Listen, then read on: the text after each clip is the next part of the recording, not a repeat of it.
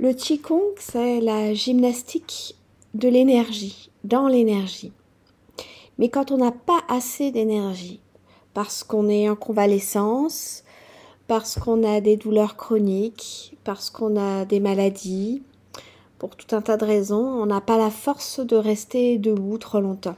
Même si l'énergie n'est pas suffisante pour trop bouger, pour faire des exercices trop physiques, il est possible, avec le Qigong, de rester dans l'énergie et de faire un travail qui permet de petit à petit stimuler, nourrir les différentes parties du corps, l'esprit, pour que petit à petit on augmente son capital d'énergie tout en douceur.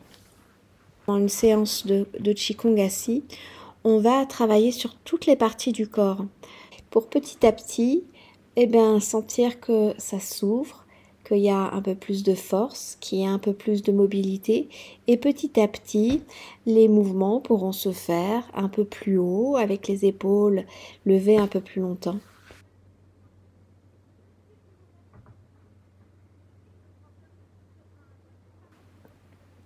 Je vais vous présenter ici des exercices très simples. Donc ça va être surtout au niveau des cervicales et des bras.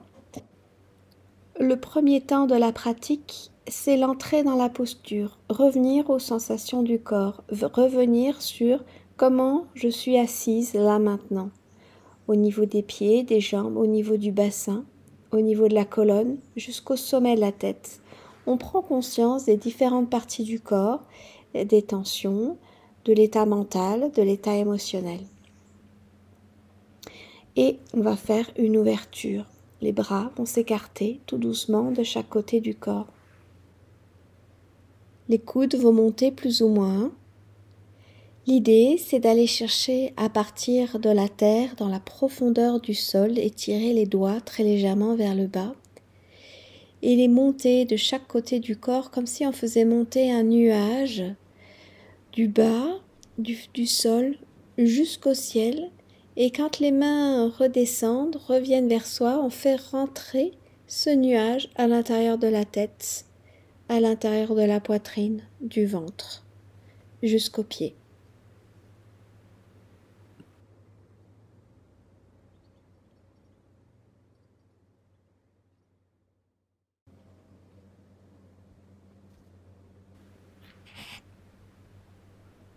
Le mouvement suivant se fait au niveau des cervicales. On prend conscience des cervicales. On est attentif à la respiration. Prochaine inspiration, je tourne la tête à droite. Expire, je reviens au centre. Inspire, je monte, je tourne la tête à gauche. Expire, je reviens au centre, 3 fois de suite, en étant conscient du mouvement au niveau des cervicales.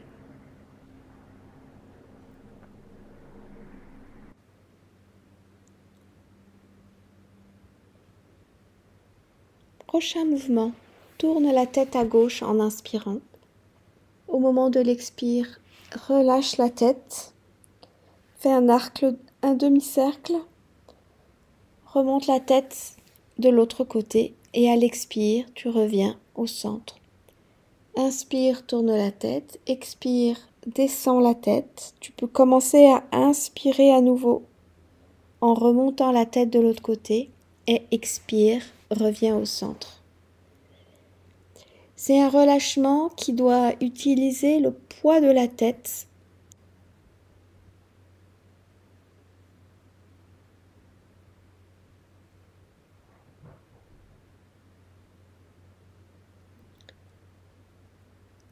Prochain mouvement, les bras relâchés le long du corps se lèvent comme si on avait des ballons qui gonflaient sous les bras, les épaules relâchées le plus possible. Les paumes des mains se tournent vers le ciel et vont former un bec avec les doigts et ce bec va se poser sur les épaules.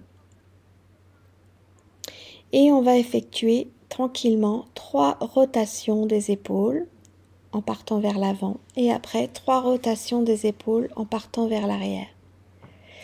Le mouvement peut se faire de plus bas. On peut mettre les mains un peu plus vers les épaules, moins lever les épaules si elles sont en difficulté. L'idée, c'est de sentir dans ce mouvement que tout le dos, toute la verticalité du dos intervient dans la rotation des épaules.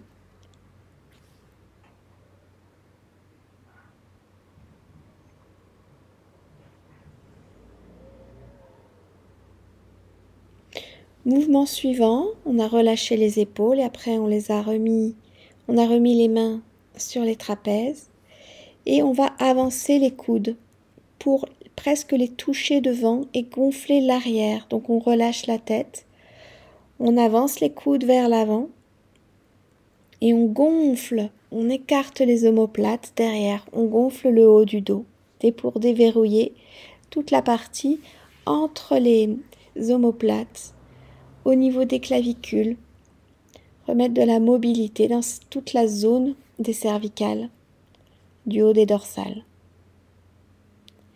Et après, on le fait 3 fois vers l'arrière, épaules, coude vers l'arrière, pour monopoliser les omoplates. Le prochain mouvement consiste à ouvrir le côté du corps.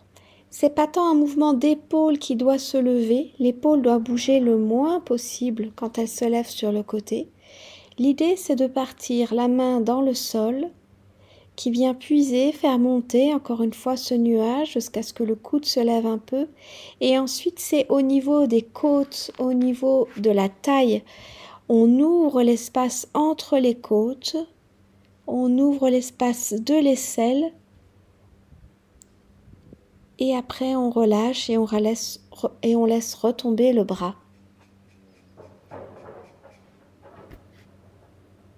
On peut le faire à différentes hauteurs selon ce que permet l'épaule.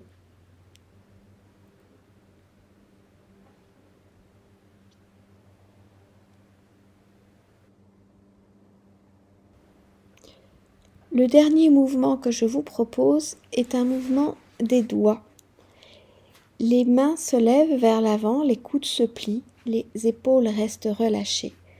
Et on va ramener vers la paume de la main chaque doigt, en commençant par le pouce, index, majeur, annulaire, auriculaire. Et après, on ouvre l'auriculaire, on retend à nouveau le petit doigt, le deuxième doigt, le majeur, l'index, le pouce. Et ensuite, donc on fait ça avec les deux mains en simultané, paume vers le bas, et on recommence. Les mains sont ouvertes et on ferme le pouce, puis l'index, puis le majeur, puis l'annulaire, l'auriculaire, et après on ouvre chaque doigt l'un après l'autre en les tirant et en l'ouvrant avec beaucoup de douceur.